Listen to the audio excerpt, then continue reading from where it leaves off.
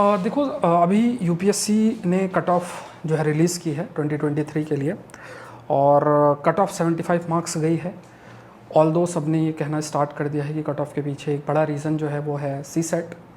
लेकिन सी सेट अगर आपका इजी भी हो जाएगा तो आप मानो कि उस स्थिति में भी कट ऑफ मान लो 5-6 नंबर बढ़ सकती है। ऐसा नहीं कि कट ऑफ पे 100 चली जाएगी।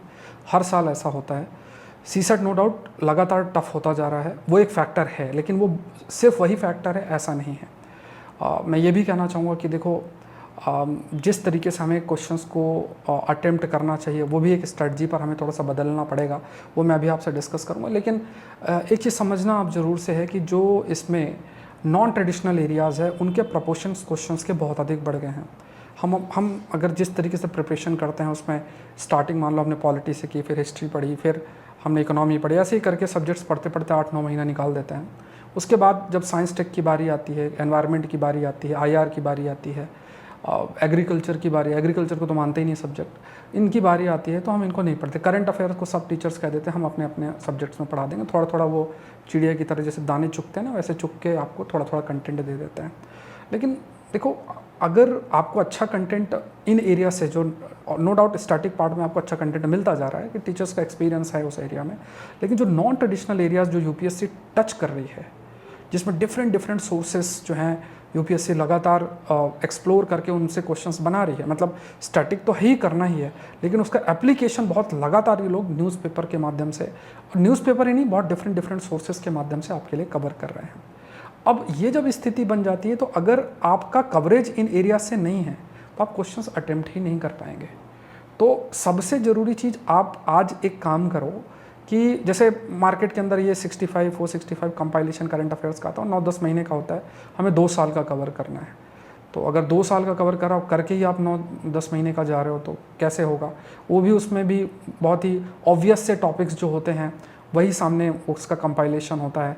लेकिन अगर आप थोड़ा सा स्टडी करोगे और चीज़ें जो डेप्थ में देखनी पड़ती है वो चीज़ें कवर उसमें भी नहीं होती हैं। इतना अच्छा कंटेंट नहीं है आज के समय में, तो रेलिवेंट नहीं है, बाकी आप देख सकते हैं। तो यहाँ पे आपको समझना क्या है कि सबसे पहले आप एक लिस्ट बनाओ। लिस्ट एक पेज में बना के देखो, सब्जेक्ट सारे लिखो और ये देखो कि एक तो ट्रेडिशनल एरियाज़ हो गए, नॉन ट्रेडिशनल एरियाज़ हो गए। ट्रेडिशनल एरियाज़ जैसे पॉलिटी है, ज्योग्राफी का स्टैटिक पार्ट है, इकोनॉमी का पार्ट है, ये सब आपके, हिस्ट्री है, ये सब ट्रेडिशनल पार्ट हो गया। फिर नॉन ट्रेडिशनल एरिया लिखो। नॉन ट्रेडिशनल एरिया में हो गया कंटेम्प्रेरी आस्पेक्ट सबसे इंपॉर्टेंट। एडवांस करंट अफेयर शब्द मैं यूज़ करूँगा, वन लाइनर करंट अफेयर नहीं है, उसको नहीं, ठीक है। तो यहाँ पे एडवांस करंट अफेयर्स का थोड़ा सा एक लिस्ट बनाओ। देखो आपने 2 साल का कवर किया, फिर आप आईआर का देखो क्या आपने उसको कवर किया, एग्रीकल्चर फॉर जीएस क्या आपने उसको कवर किया है, फिर क्या जो आपका एनवायरनमेंट है, ज्योग्राफी के डायनेमिक टॉपिक्स हैं उनको कवर किया है कि नहीं।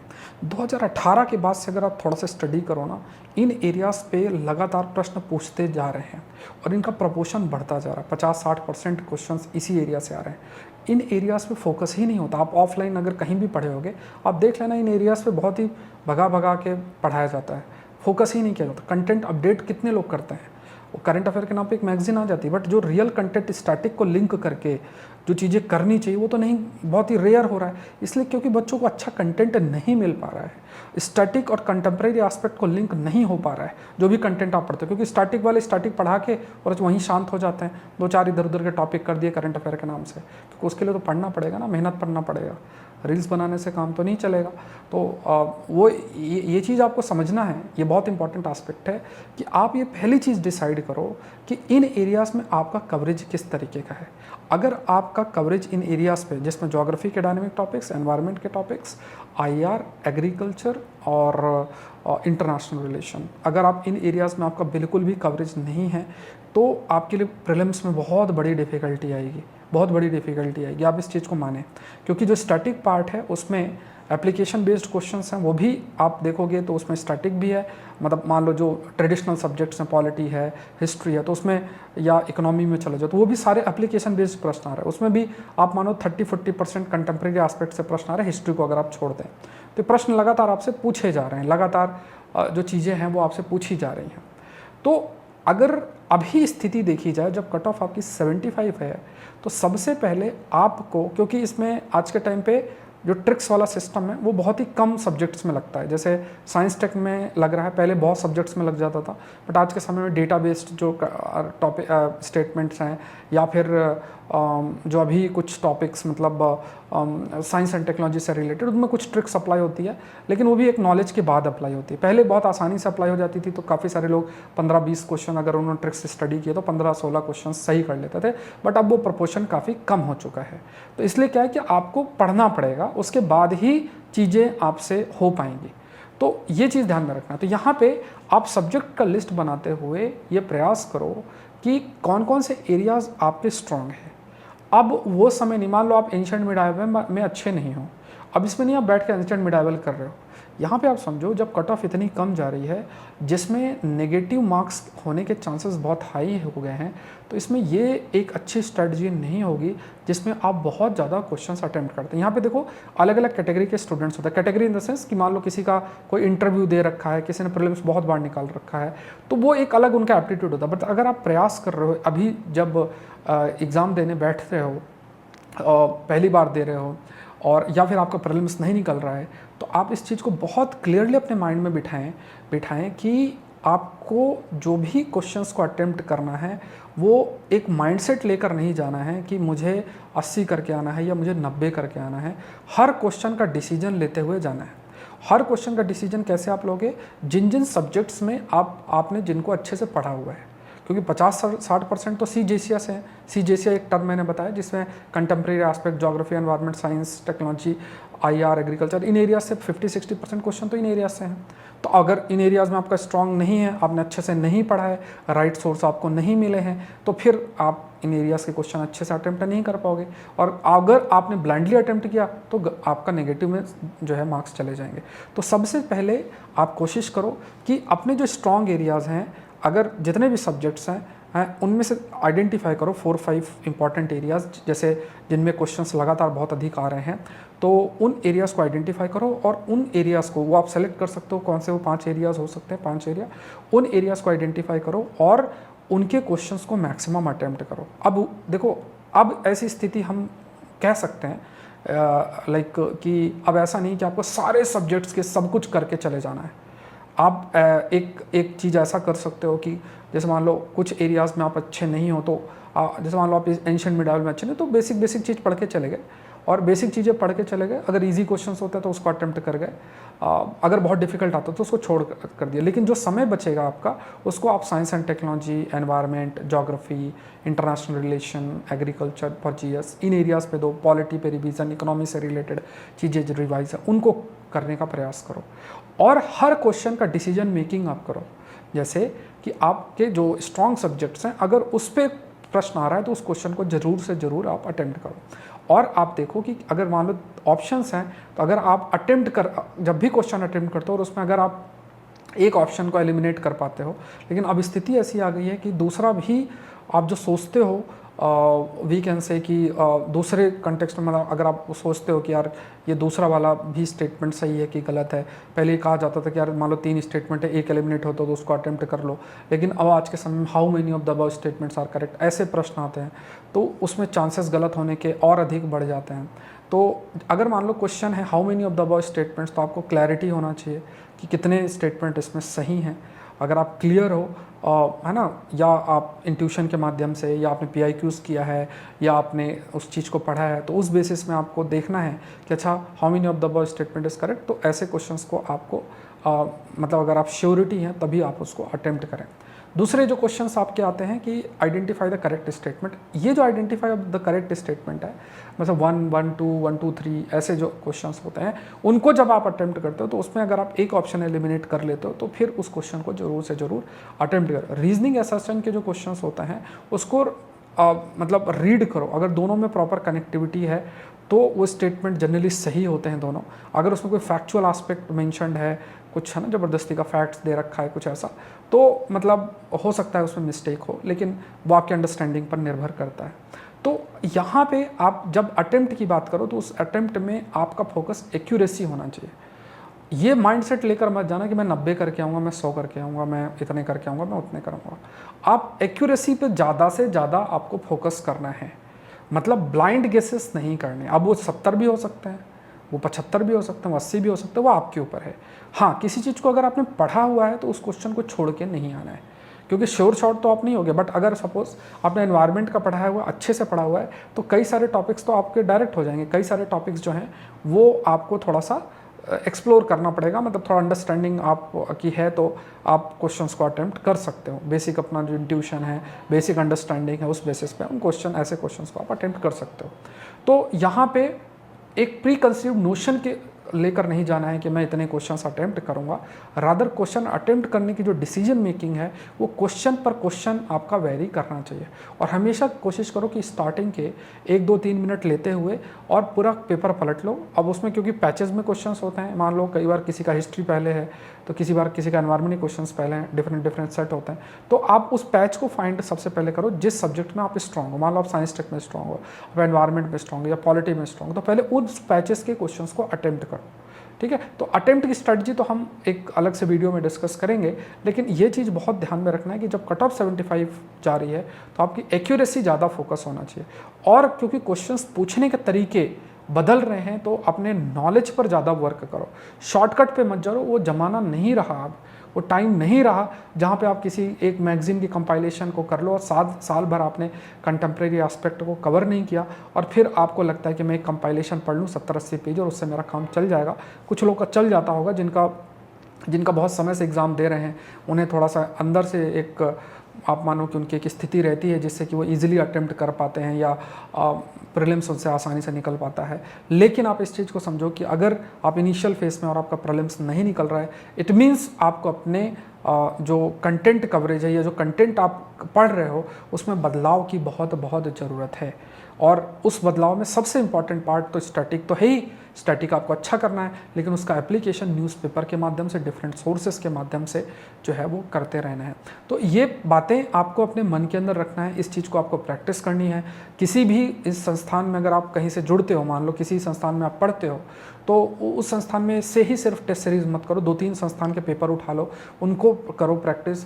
प्रीवियस ईयर क्वेश्चंस जो है उनको बहुत अधिक लगाओ, खास तौर से जैसे मैं आपको बताऊं प्रीवियस ईयर क्वेश्चंस हैं, जैसे वी कैन से कि जो PIQs जिसे हम कहते हैं, तो प्रीवियस ईयर क्वेश्चंस में सबसे इंपॉर्टेंट एस्पेक्ट आपके लिए जो PIQs जिसे हम कहते हैं, तो उसमें पॉलिटी, हिस्ट्री, जोग्राफी, इकोनॉमी, इन एरियाज़ पे बहुत इंपॉर्टेंट, स्टैटिक एनवायरनमेंट के इन एरियाज़ पे। तो बाकी जैसे करंट अफेयर्स है या साइंस एंड टेक्नोलॉजी, तो ये क्वेश्चन जनरली इतने रिपीट होते ही नहीं है, तो बट फिर भी एक अंडरस्टैंडिंग आपको जो है होनी चाहिए चीज़ों को लेके। तो PIQs में अपने स्टैटिक के नॉलेज का एक्सपेंशन आप मतलब PIQs के माध्यम से करो, जो स्टैटिक सब्जेक्ट्स हैं उनके नॉलेज का एक्सपेंशन आपको स्टैटिक सब्जेक्ट्स के माध्यम से ही कवर जो है वो करना है। ये बात आपको अपने माइंड में बहुत अच्छे तरीके से अगर आप रख लेंगे, आप अच्छे तरीके से उसको बिठा लेंगे, नॉलेज अगर आप अच्छा सा कंटेंट पढ़ के डिराइव करते हैं तो क्वेश्चंस जो है वो आपके सही होंगे। और मैं फिर कह रहा हूँ कि अगर जो 25 की तैयारी कर रहे हैं, अगर वो वीडियो देख रहे हैं,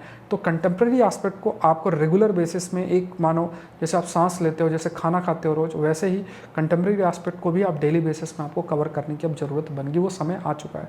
न्यूज़पेपर वाले बदल चुके हैं, आप न्यूज़पेपर देखो ना, पहले एडिटोरियल आता था, अब एडिटोरियल के बाद साइंस का स्पेशल इशू आता है, IR का स्पेशल इशू आता है, टेक्स्ट एक अलग से आता है, हिंदू की मैं बात कर रहा हूँ। तो इतनी सारी चीज़ें कवर अगर की जा रही हैं न्यूज़पेपर के, तो न्यूज़पेपर वाले पागल तो नहीं है कि ऐसा क्यों कर रहे हैं। और जैसे हिंदू का मैं बता रहा हूँ, ऐसे कई ऑथर्स हैं, राइटर्स, इनके द्वारा जो कंटेंट दिया जा रहा है, क्योंकि मैं इस चीज़ को बहुत 6-7 साल से आई हैव बीन डूइंग, तो इसलिए मैं इस चीज़ में आप कह सकता हूँ, मैं बोल सकता हूँ इस बारे में। कुछ ऑथर्स ऐसे हैं जिनके क्वेश्चंस जो उनके द्वारा लिखे आर्टिकल्स है ना, उस पर बेस्ड क्वेश्चन है। जैसे मैं एक बताता हूँ, बालकृष्ण, इन्होंने जो कुछ चीज़ें लिखी हुई हैं, जैसे अभी इन्होंने सैंडलवुड और पाम जो ट्री है और ऐसी चीज़ों पे इन्होंने लिखते रहते हैं, संडे को आर्टिकल इनके आते हैं, तो आप मानोगे नहीं इनके क्वेश्चंस पूछे हैं UPSC के अंदर। तो हो सकता है कि राइटर्स हैं जो लिखते रहते हैं कंटेम्प्रेरी, क्योंकि देखो यूनिवर्सिटी के अंदर जितने भी टीचर्स हैं तो ज़्यादातर अपने आप को कितने अपडेट करते हैं, तो वो देखने वाली बात है। कुछ यूनिवर्सिटी में नो डाउट बहुत अच्छे बड़े प्रोफेसर्स होते हैं, तो वो अपने आप को अपडेट करते रहते हैं, लेकिन सारे टीचर्स ऐसे नहीं करते। तो कुछ तो UPSC को सोर्सेज देखने पड़ेंगे ना, कि बच्चों को डायनेमिक एस्पेक्ट से भी प्रश्न बनाए जाए, अच्छे बनाए जाए, तो वो चीज़ें हैं। और उनका देखो सिर्फ सब्जेक्ट का शिफ्ट हो चुका है, अब बड़ी बड़ी संस्थाएं वो सब्जेक्ट के शिफ्ट को जो है वो थोड़ा समझने में दिक्कत अपने अंदर कर रहे हैं, क्योंकि उन्हें हमने कंटेंट को अपडेट करना पड़ेगा, और वही पुराना ट्रेडिशनल कंटेंट आपको मिल रहा है और इसलिए कट ऑफ कम जा रही है।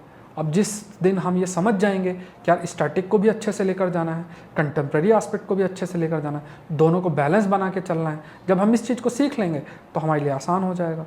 तो दोनों को लेकर चलना है। हम अगर एक बहुत बड़ा पोर्शन छोड़ के चले जाएँ, खाली स्टैटिक चले जाएँ या स्टैटिक करेंट कंटेम्प्रेरी एस्पेक्ट करके चले जाएँ, स्टैटिक छोड़ के चले जाएँ, तो ये कभी नहीं। दोनों को बैलेंस बना के चलना है, दोनों को साथ लेकर चलना है। तो स्टैटिक भी अच्छे से पढ़ो, एनसीईआरटी है, और ऑथेंटिक सोर्सेज से। ये कचड़ा कंटेंट पे फोकस नहीं करना है कि ऑथेंटिक, मतलब 8 किताबें, 7-8 किताबें अच्छी किताबें होती हैं, है ना, उनको मैं बुक सीरीज़ के माध्यम से 2025 के बच्चों के लिए कवर भी कर रहा हूँ 1 जून से, ठीक है। तो वो उन चीज़ों को थोड़ा सा आप ऑथेंटिक सोर्सेज से चीज़ों को कवर करो, और इसी तरीके से ऑथेंटिक एस्पेक्ट से आपको कंटेम्प्रेरी एस्पेक्ट भी कवर करना है, जो 2025 के लिए मैं कवर भी कर रहा हूँ करंट अफेयर प्लस के तहत, ठीक है। लिंक सब आपको नीचे डिस्क्रिप्शन बॉक्स में मिल जाएगा। लेकिन अगर आप इस साल की तैयारी कर रहे हो, अगर आपका 2 साल का कंटेम्प्रेरी एस्पेक्ट नहीं कवर्ड है, तो आप मुझसे जुड़ सकते हो। आप चाहो तो PT 730, मैंने एक नई सीरीज़ स्टार्ट की है PT 730। अब PT 365 का ज़माना नहीं है, क्योंकि 1 साल का कवरेज आपको नहीं चाहिए है, ठीक है। अब PT 730 का ज़माना आ चुका है, 2 साल का कवरेज अच्छा चाहिए, न्यूज़पेपर का चाहिए। और हम लोग जो कंटेंट डिस्कस करेंगे, ये कंपाइलेशन से कवर कर लेना, 30% कवरेज ज़्यादा से ज़्यादा उनका है अगर कंपेयर करोगे, ठीक है। तो ये सारी चीज़ें हैं। इसके अलावा मैं आपको बताऊं कि इंटरनेशनल रिलेशन के भी स्टैटिक पार्ट और कंटेम्प्रेरी एस्पेक्ट में कवर आप लोग के लिए कर रहा हूँ। इसके अलावा एग्रीकल्चर फॉर GS के मैंने 3 वीडियोस डाल दिए, जो मैं कवर ख़त्म कर दूंगा उसको। फिर उसके अलावा भी आपका जो और भी चीज़ें हैं, एनवायरनमेंट के वीडियोस आपको यूट्यूब में अवेलेबल हैं, स्पीसीज़ जैसे आई हैव कवर्ड एवरीथिंग, वो भी आपके लिए कवर्ड है। ये सारी चीज़ें आपके लिए, ज्योग्राफी, एनवायरनमेंट, साइंस के एडवांस टॉपिक्स का भी एक मैं कंटेम्प्रेरी एस्पेक्ट चीज़ें कवर कर रहा हूँ। तो ये सब चीज़ें समझते हुए, ट्रेंड को समझते हुए I have been doing this, ठीक है। पहले I was associated with some other organisation, तो उतना थोड़ा फ्रीडम नहीं था, लेकिन अब क्योंकि हम लोग जो है रीजन ट्रेंड को देखते हुए कंटेंट, आपको अच्छा कंटेंट दे सकते हैं, वो प्रोवाइड करने का मेरी तरफ से प्रयास है। और आप लिंक डिस्क्रिप्शन बॉक्स में है, अगर आपको लगता है करना चाहिए आप कर सकते हैं। आप 24 की तैयारी कर रहे हैं तो 24 वाले जो ये कोर्सेस हैं उनको कर लो, 25 की तैयारी कर रहे हो तो बुक सीरीज़ और जो करंट अफेयर प्लस वाला एस्पेक्ट है उसको कवर कर लो। आप इन चीज़ों को करो, अच्छा कंटेंट पढ़ो, अच्छा कंटेंट और ऑथेंटिक सोर्स से पढ़ो। इसमें शर्म की बात नहीं, मैं साफ साफ कहता हूँ इस चीज़ के लिए कि ये कोई शर्म की बात नहीं कि मैं आई से कि I will teach from the book, line to line I will teach from the book. क्या दिक्कत है उसमें? अगर पॉलिटी को मैं लक्ष्मीकांत से पढ़ा रहा हूँ बुक टू बुक, तो उस अच्छा कवरेज होगा ना। आपको एक ऑथेंटिक किताब मिल रही है, वही से पढ़ना है। अब होता है कि टीचर एक जगह अच्छा है तो वही पढ़ाता रहेगा, बाकी चीज़ों को कवर ही नहीं करेगा। अगर किताब पूरा कवर होगा तो हर चीज़ आपका कवर्ड होगी। स्पेक्ट्रम में भी सेम कहानी है, और भी चीज़ें देखोगे सेम कहानी है। तो ये सब बातें हैं, ऑथेंटिक सोर्स की तरफ जाओ। और ये मतलब आज के समय में, जैसा मैंने आपको कहा कि कचरा कंटेंट बहुत ज़्यादा मार्केट में फैला हुआ है, तो उससे आपको बचना चाहिए। ऑथेंटिक सोर्सेस को पढ़ोगे, वो 8 किताबें हैं, एनसीईआरटी है और न्यूज़पेपर है, न्यूज़पेपर एस्पेक्ट है। बस ये 3-4 चीज़ें हैं। बाकी जो समय है किसी अच्छे टीचर से जुड़ के आप अपना ऑप्शनल कंप्लीट कर लो। ये कहानी है इस एग्ज़ाम की, ठीक है। इस चीज़ को भी हमें समझने में बहुत टाइम लग गया। हम लोग भी पहले समझ गए होते तो शायद आपके सामने ऐसे बैठे नहीं रहते थे, लेकिन फिर भी ठीक है। जो चीज़ें आपको प्रोवाइड की जा रही हैं इस चैनल के माध्यम से, आप एक बार जाके गो थ्रू हो।